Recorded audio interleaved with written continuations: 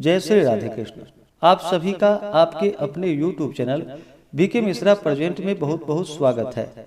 आइए आज आप सब सुनेंगे बृहस्पतिवार व्रत की कथा। तो बोलिए प्रेम से बृहस्पति भगवान की जय, भगवान विष्णु की जय, माता लक्ष्मी की जय, सर्वदेवी देवता की जय। प्राचीन समय की बात है।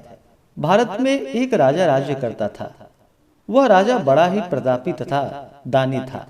वह नित्य प्रति मंदिर में भगवत दर्शन करने जाता था। वह ब्राह्मण और गुरु की सेवा किया करता था। उसके द्वार से कोई भी याचक निराश होकर नहीं लौटता था। वह प्रत्येक गुरुवार को व्रत रखता एवं पूजन करता था। हर दिन गरीबों की सहायता करता था। परंतु यह सब बातें उसकी रानी को बिल्कुल भी अच्छी नहीं लगती थी। वह न तो व्रत करती थी और न ही किसी को एक पैसा दान में देती थी। वह राजा से भी ऐसा करने को मना किया करती थी। एक समय की बात है कि राजा शिकार खेलने वन को चले गए। घर पर रानी और दासी थी। उस समय भगवान बृहस्पति देव साधु का रूप धारण कर राजा के दरवाजे पर भिक्षा मांगने आए।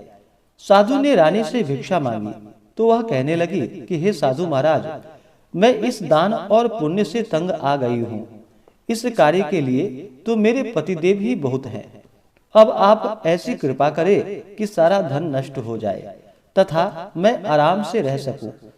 साधु रूपी बृहस्पति देव ने कहा कि हे देवी, तुम बड़ी विचित्र हो। संतान और धन से कोई दुखी नहीं होता है, इसको सभी चाहते हैं। पापी भी पुत्र और धन की इच्छा करता है। अगर तुम्हारे पास धन अधिक है तो भूखे मनुष्यों को भोजन कराओ, प्याऊ लगवाओ, ब्राह्मणों को दान दो, धर्मशालाएं बनवाओ, कुआं, तालाब, बावड़ी, बाग बगीचे आदि का निर्माण कराओ तथा निर्धनों की कुंवारी कन्याओं का विवाह करवाओ, साथ ही यज्ञादि करो। इस प्रकार के कर्मों से आपके कुल का और आपका नाम परलोक में भी सार्थक होगा एवं तुम्हें भी स्वर्ग की प्राप्ति होगी। परंतु रानी साधु की इन बातों से खुश ना हुई। उसने कहा कि हे साधु महाराज, मुझे ऐसे धन की आवश्यकता नहीं जिसको मैं अन्य लोगों को दान देती फिरूं तथा जिसको रखने और संभालने में ही मेरा सारा समय नष्ट हो जाए। साधु ने कहा कि हे देवी, यदि तुम्हारी ऐसी ही इच्छा है तो जैसे मैं तुम्हें बताता हूँ तुम वैसा ही करना।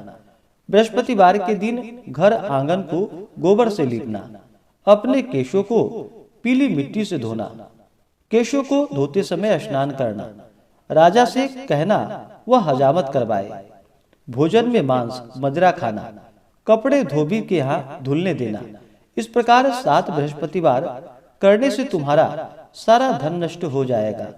यह कहकर साधु महाराज रूपी बृहस्पति देव वहां से अंतर ध्यान हो गए। रानी ने साधु के ऐसे कहने के अनुसार 7 बृहस्पतिवार तक वैसा ही किया और फिर केवल 3 ही बृहस्पतिवार बीते थे कि उसकी समस्त धन और संपत्ति नष्ट हो गई। भोजन के लिए दोनों समय परिवार तरसने लगा तथा सांसारिक भोगों से दुखी रहने लगा। तब राजा रानी से कहने लगा कि हे रानी, तुम यहाँ पर रहो, मैं दूसरे देश को जाता हूँ, क्योंकि यहाँ पर मुझे सभी मनुष्य जानते हैं, इसलिए मैं यहाँ पर कोई काम नहीं कर सकता। अब मैं परदेश जा रहा हूँ, वहाँ कोई काम धंधा करूँगा, शायद हमारे भाग्य बदल जाए। ऐसा कहकर राजा परदेश को चला गया। वह वहाँ जंगलों से लकड़ियाँ काट कर लाता और शहर में बेचता था। इस तरह जीवन व्यतीत करने लगा। उधर राजा के बिना रानी और दासियां दुखी रहने लगी। किसी दिन भोजन मिलता और किसी दिन जल पीकर ही रह जाती थी। एक समय रानी और दासियों को 7 दिन बिना भोजन के व्यतीत करना पड़ा। तो रानी ने अपनी दासी से कहा कि हे दासी, यहाँ पास ही के नगर में मेरी बहन रहती है, वह बड़ी धनवान है, तू उसके पास जा और वहां से 5 सेर बेझर मांग कर ले आ, जिससे कुछ समय के लिए गुजारा हो जाएगा। दासी रानी की बहन के पास गई। रानी की बहन उस समय पूजा कर रही थी। बृहस्पतिवार का दिन था। दासी ने रानी की बहन से कहा कि हे रानी, मुझे आपकी बहन ने भेजा है। मुझे 5 सेर बेजर दे दो। दासी ने यह बात अनेकों बार कही, परंतु रानी की बहन ने कोई उत्तर नहीं दिया, क्योंकि वह उस समय बृहस्पतिवार की कथा सुन रही थी। जब दासी को रानी की बहन से कोई उत्तर ना मिला तो वह बहुत दुखी हुई। उसे क्रोध भी आया। वह लौटकर रानी से जाकर बोली कि हे रानी, आपकी बहन बहुत ही घमंडी है। वह छोटे लोगों से बात भी नहीं करती। मैंने उससे कहा तो उसने कोई उत्तर नहीं दिया। मैं वापस चली आई। रानी बोली कि हे दासी, इसमें उसका कोई दोष नहीं है। जब बुरे दिन आते हैं तब कोई सहारा नहीं देता। अच्छे बुरे का पता विपत्ति में ही लगता है। जो ईश्वर की इच्छा होगी वही होगा। यह सब हमारे भाग्य का दोष है। उधर रानी की बहन ने सोचा कि मेरी बहन की दासी आई थी, परंतु मैं उससे नहीं बोली। इससे वह बहुत दुखी हुई होगी। अतः कथा सुनकर और विष्णु भगवान का पूजन समाप्त कर वह अपनी बहन के घर आई और कहने लगी कि हे बहन, मैं बृहस्पतिवार का व्रत कर रही थी। तुम्हारी दासी हमारे घर गई थी, परंतु जब तक कथा होती है तब तक हम लोग ना ही उठते हैं और ना ही बोलते हैं, इसलिए मैं नहीं बोली। कहो, दासी क्यों गई थी? रानी बोली कि बहन, हमारे घर अनाज नहीं था।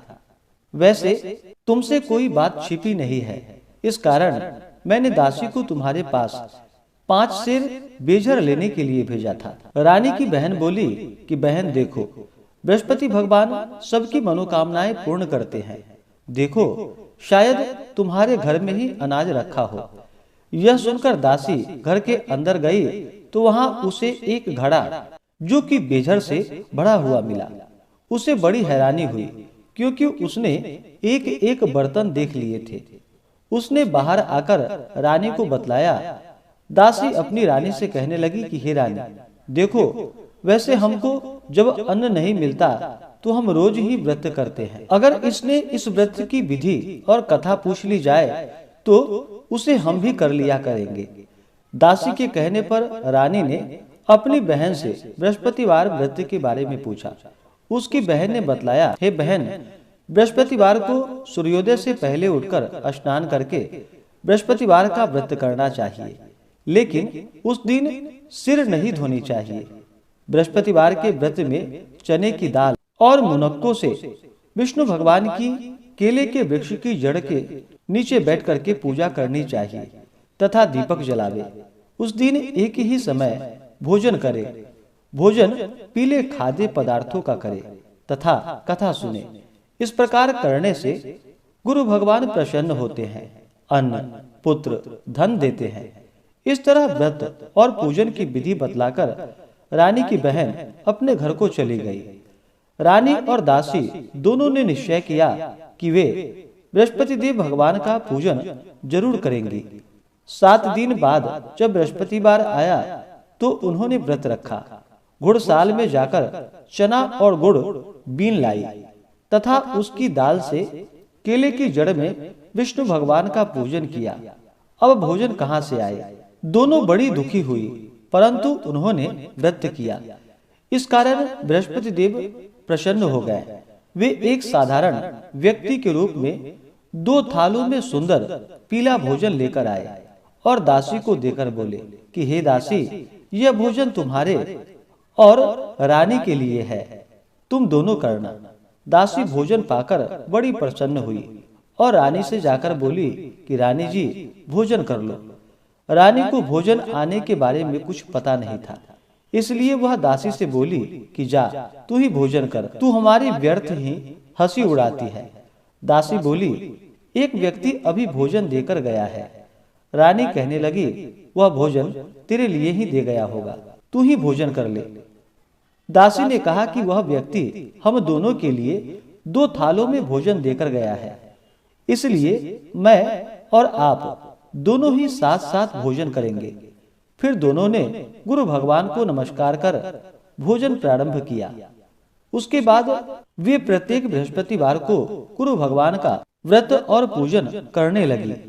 बृहस्पति भगवान की कृपा से उसके पास धन हो गया, परंतु रानी फिर पहले की तरह ही आलस्य करने लगी। तब दासी बोली कि देखो रानी, तुम पहले भी इस प्रकार आलस्य करती थी। तुम्हें धन के रखने में तुम्हें कष्ट होता था, इस कारण सभी धन नष्ट हो गया। अब जब गुरु भगवान की कृपा से धन मिला है तो फिर तुम्हें आलस्य नहीं करना चाहिए। बड़ी मुसीबतों के बाद हमने यह धन पाया है, इसलिए हमें दान पुण्य करना चाहिए।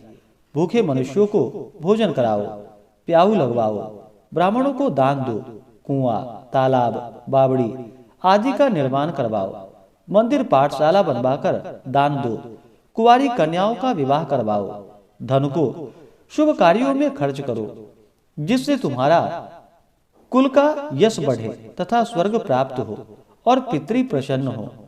दासी की बात मानकर रानी ने इसी प्रकार के कर्म करने प्रारंभ कर दिए, जिससे उनका काफी यश फैलने लगा। एक दिन रानी और दासी आपस में विचार करने लगी कि न जाने राजा किस दशा में होंगे। उनकी कोई खोज खबर नहीं है। गुरु भगवान से उन्होंने प्रार्थना की और भगवान ने रात्रि में राजा को स्वप्न में कहा कि हे राजा, उठो, तेरी रानी तुझको याद करती है, अब अपने देश को लौट जा। फिर क्या था, राजा प्रातः काल उठकर जंगल से लकड़ियां काटकर लाने के लिए जंगल की ओर चल पड़ा। जंगल से गुजरते हुए वह सोचने लगा, रानी की गलती से कितने दुख भोगने पड़े। राजपाट छोड़कर उसे जंगल में आकर रहना पड़ा। जंगल से लकड़ियां काटकर उन्हें बेचकर गुजारा करना पड़ा। उसी समय उस जंगल में बृहस्पति देव एक साधु का रूप धारण कर वहां पर आए और राजा के पास आकर बोले कि हे लकड़हारे, तुम इस सुनसान जंगल में किस चिंता में बैठे हो, मुझे बतलाओ। यह सुनकर राजा के नेत्रों में जल भर आया और साधु की वंदना कर बोला कि हे प्रभु, आप सब कुछ जानने वाले हैं। इतना कहकर राजा ने साधु को अपनी संपूर्ण कहानी सुना दी। महात्मा तो स्वभाव से ही दयालु होते हैं। वे राजा से बोले कि हे राजा, तुम्हारी पत्नी ने बृहस्पति देव के प्रति अपराध किया था, जिसके कारण तुम्हारी यह दशा हुई। अब तुम किसी प्रकार की चिंता मत करो, भगवान तुम्हें पहले से भी अधिक धन देंगे। देखो, तुम्हारी पत्नी ने बृहस्पतिवार का व्रत करना प्रारंभ कर दिया है। अब तुम भी बृहस्पतिवार का व्रत करके चने के दाल व गुड़ और जल को लोटे में डालकर केले के पत्ते से भगवान विष्णु का पूजन करो। फिर कथा कहो या सुनो, भगवान तुम्हारी सभी कामनाओं को पूर्ण करेंगे। साधु को प्रसन्न देखकर राजा बोला कि हे प्रभु, मुझे लकड़ी बेचकर इतना पैसा नहीं बचता जिससे भोजन करने के उपरांत कुछ बचा सकूं। मैंने रात्रि में अपनी रानी को व्याकुल देखा है। मेरे पास कोई साधन नहीं है जिससे समाचार जान सकूं। फिर मैं बृहस्पतिवार की कौन सी कहानी कहूं या सुनूं? मुझको तो कुछ भी मालूम नहीं है। साधु ने कहा कि हे राजा, तुम किसी बात की चिंता मत करो। बृहस्पतिवार के दिन तुम रोजाना की तरह लकड़ियां लेकर शहर में जाओ। तुम्हें रोज से 2 गुना धन प्राप्त होगा, जिससे तुम भली भांति भोजन कर लोगे तथा बृहस्पति देव की पूजा का सामान भी आ जाएगा। अब सुनते हैं बृहस्पतिवार व्रत की कथा। प्राचीन काल में एक बहुत ही निर्धन ब्राह्मण था। उसकी कोई संतान ना थी। वह नित्य पूजा पाठ करता, परंतु उसकी स्त्री बहुत मलिनता के साथ रहती थी।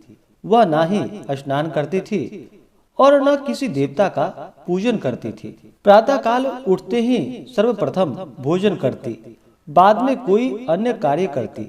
ब्राह्मण देवता बहुत दुखी रहते थे। पत्नी को बहुत समझाते, किंतु उसका कोई परिणाम ना निकलता।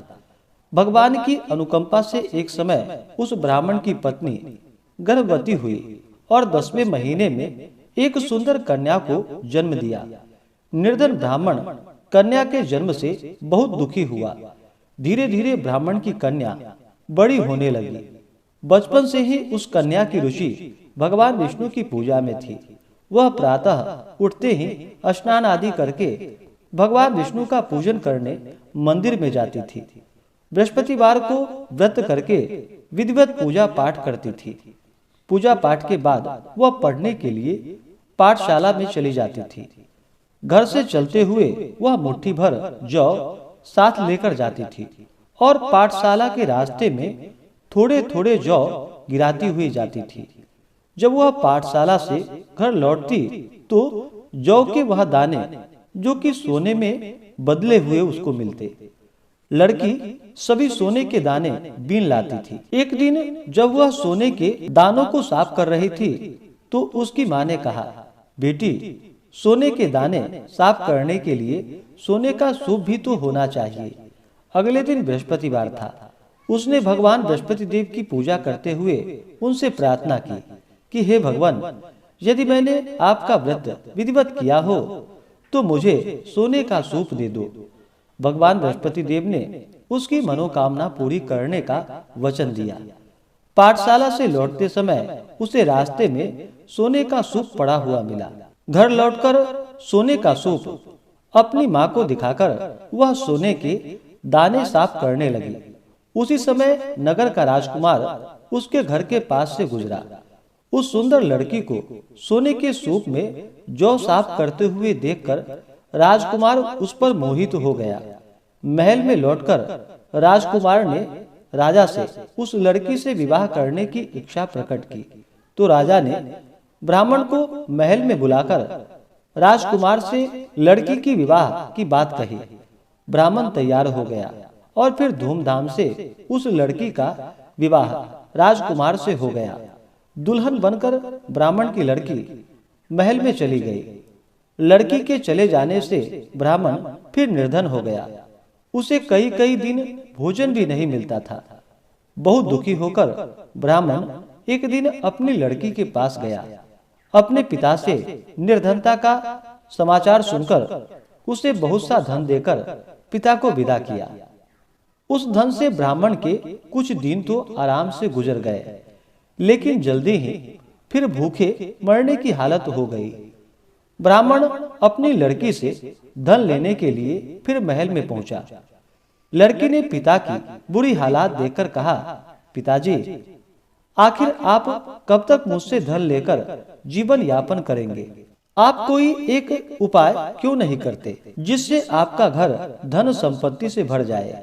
ब्राह्मण ने कहा, मैंने तेरी माँ को बहुत समझा लिया, पर उसकी समझ में कुछ नहीं आता। उसका फुहरपन नष्ट हो तो घर की निर्धनता भी दूर हो जाए। तब कुछ सोचकर लड़की ने पिता से कहा कि पिताजी, आप कुछ दिनों के लिए माँ को मेरे पास छोड़ जाओ। तब कुछ सोच समझकर ब्राह्मण पत्नी को लड़की के पास महल में छोड़ आया। लड़की ने अपनी माँ से कहा कि माँ, तुम कल प्रातः उठकर स्नान आदि करके भगवान बृहस्पति देव, भगवान विष्णु की पूजा अवश्य करना। पूजा करने से तुम्हारी निर्धनता अवश्य दूर हो जाएगी। लेकिन उसकी माँ ने उसकी कोई बात ना मानी। तब क्रोधित होकर लड़की ने अपनी माँ को एक कक्ष में बंद कर दिया। सूर्योदय के समय माँ को उठाकर जबरदस्ती उसे स्नान करवाया और फिर मंदिर में ले जाकर भगवान बृहस्पति देव की पूजा करवाई। कुछ दिनों तक ऐसा करने से माँ की बुद्धि में परिवर्तन हुआ और वह स्वयं बृहस्पतिवार का व्रत रखने लगी। उसके व्रत रखने से ब्राह्मण के घर में भगवान विष्णु की अनुकंपा से धन की वर्षा होने लगी। दोनों पति पत्नी धन संपत्ति पाकर आनंद पूर्वक जीवन यापन करते हुए विष्णु धाम को चले गए। और उस लकड़हारा बने राजा ने उन साधु से भगवान बृहस्पति देव की यह कथा सुनकर बृहस्पतिवार का व्रत करके भगवान विष्णु की पूजा की। उस दिन से उसके सभी क्लेश दूर हो गए। लेकिन अगले बृहस्पतिवार को कामकाज में अधिक व्यस्त रहने के कारण उसने भगवान बृहस्पति देव जी का व्रत नहीं किया। भगवान बृहस्पति देव लकड़हारे से क्रोधित हो गए और उसे भूल की सजा दी। उस दिन नगर के राजा ने नगर में घोषणा करके सबको सूचित किया कि प्रत्येक नागरिक मेरे महल में भोजन करने आए। जो नहीं आएगा उसे अपराधी मानकर भारी दंड दिया जाएगा। लकड़हारा बने राजा ने उस नगर के राजा की घोषणा तो सुन ली, लेकिन जंगल से लकड़ी काटकर लाने और उन्हें बेचने में देर हो जाने के कारण वह समय पर महल में भोजन करने नहीं जा सका। अतः राजा के सैनिक लकड़हारे को पकड़कर महल में ले गए। राजा ने उसे महल में एक कक्ष में बैठाकर भोजन कराया। उस कक्ष में एक खूंटी पर रानी का सोने का हार लटका हुआ था। लकड़हारा अकेला उस कक्ष में भोजन कर रहा था। तभी उसने एक आश्चर्यजनक घटना घटती हुई देखी। देखते ही देखते वह खूंटी हार को निगल गई। थोड़ी देर बाद राजा ने हार गायब देखा तो लकड़हारे को कारावास में डलवा दिया। लकड़हारा मन ही मन अपने भाग्य को कोसने लगा। तभी उसे जंगल में मिले साधु का स्मरण हो आया। थोड़ी देर में भगवान बृहस्पति देव सन्यासी के रूप में उसके सामने प्रकट हुए और कहा कि हे लकड़हारे, तूने भगवान बृहस्पति देव की पूजा नहीं की, इसी कारण तुम्हें कष्ट हुआ है। लेकिन अब चिंता मत करो। बृहस्पतिवार के दिन कारागार के दरवाजे पर तुम्हें कुछ पैसे पड़े हुए मिलेंगे। उन पैसों से भगवान बृहस्पति देव का व्रत करके उनकी पूजा करोगे तो तुम्हारे सब दुख नष्ट हो जाएंगे। बृहस्पतिवार के दिन दरवाजे पर पड़े मिले पैसे से चने और गुड़ मंगवाकर लकड़हारे ने बृहस्पतिवार की कथा कही तो भगवान बृहस्पति देव ने प्रसन्न होकर उस नगर के राजा को स्वप्न में लकड़हारे को कारागार से मुक्त करने को कहा। सुबह राजा ने अपने कक्ष में आकर देखा तो खूंटी पर रानी का हार टंगा हुआ पाया। राजा ने लकड़हारे को मुक्त कर दिया और उसे धन और आभूषण आदि देकर विदा किया। लकड़हारा बना राजा उस नगर से चलकर अपने नगर में पहुंचा तो उस नगर में कुएं, धर्मशालाएं, बाग बगीचे देखकर बहुत प्रसन्न हुआ। राजा ने किसी से पूछा कि ये कुएं, धर्मशालाएं किसने बनवाई है। सबने उसे बतलाया कि ये सब रानी और उसकी दासी ने बनवाए हैं। राजा महल में पहुंचा तो रानी ने उसका भव्य स्वागत किया। तब राजा ने निश्चय किया कि सप्ताह में एक बार तो सभी बृहस्पतिवार का व्रत तथा पूजन करते हैं, परंतु मैं प्रतिदिन व्रत किया करूंगा तथा दिन में 3 बार कथा कहूंगा। अब राजा हर समय दोशाले में चने की दाल बांधे रहता तथा दिन में 3 बार बृहस्पति देव की कथा कहता। कुछ दिनों के बाद राजा को अपनी बहन की याद आई। एक दिन घोड़े पर सवार होकर राजा अपनी बहन से मिलने चल दिया। अभी राजा नगर के बाहर पहुंचा ही था कि उसने कुछ लोगों को एक शव को ले जाते हुए देखा। राजा को स्मरण हो आया कि आज उसने किसी को बृहस्पतिवार व्रत की कथा नहीं सुनाई है। राजा ने उन लोगों को रोककर कहा कि भाइयों, आप शव को ले जाने से पहले मुझसे बृहस्पतिवार की कथा सुन लो। लोगों ने राजा पर क्रोधित होते हुए कहा कि तुम पागल तो नहीं हो। लेकिन कुछ बड़े बूढ़े लोगों ने कहा, अच्छा भाई, साथ में चलते चलते तुम अपनी कथा भी सुना लो। राजा ने चलते हुए आधी कथा ही सुनाई थी कि शव हिलने लगा। राजा के पूरी कथा सुनाते ही शव उठकर बैठ गया। लोगों ने हैरानी से दांतों तले उंगलियां दबा ली और अगले बृहस्पतिवार से भगवान बृहस्पति देव का व्रत करने व कथा सुनने का निश्चय कर लिया। अब घोड़े पर सवार राजा चलते हुए एक किसान के पास पहुंचा। किसान अपने खेत में हल चला रहा था।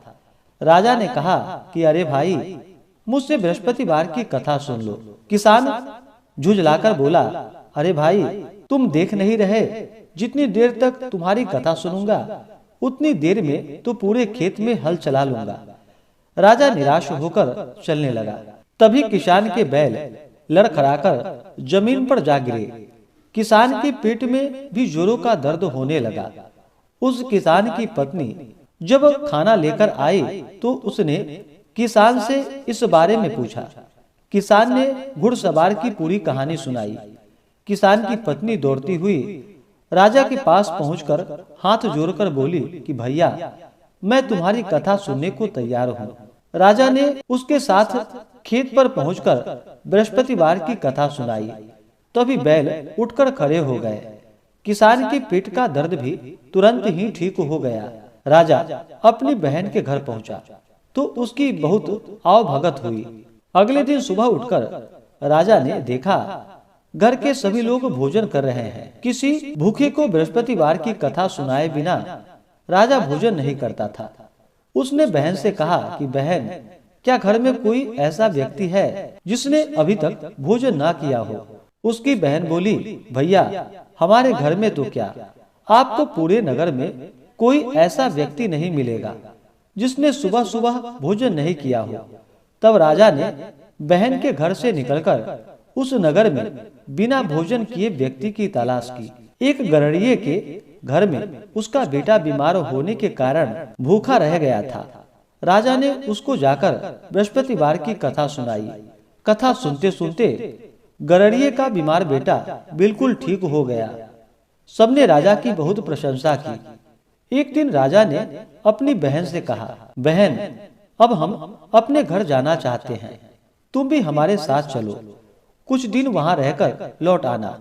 राजा की बहन ने अपनी सास से पूछा तो सास ने ताने देते हुए कहा, बहू, मायके जाना हो तो अकेली जाना, मेरे पोते को नहीं ले जाना। तुम्हारे भाई के कोई संतान नहीं है, कहीं तुम्हारी भाभी मेरे पोते पर कोई जादू टोना न कर दे। दूसरे कक्ष में बहन की सास की बातें सुनकर राजा दुखी मन से अकेले ही अपने घर को लौट गया। रानी ने राजा से कहा, आप तो अपनी बहन को साथ लाने की बात कहकर गए थे, फिर बहन को साथ क्यों नहीं लाए? तब राजा ने दुखी होते हुए कहा, रानी, हम निसंतान हैं, इसलिए कोई हमारे घर आना पसंद नहीं करता है।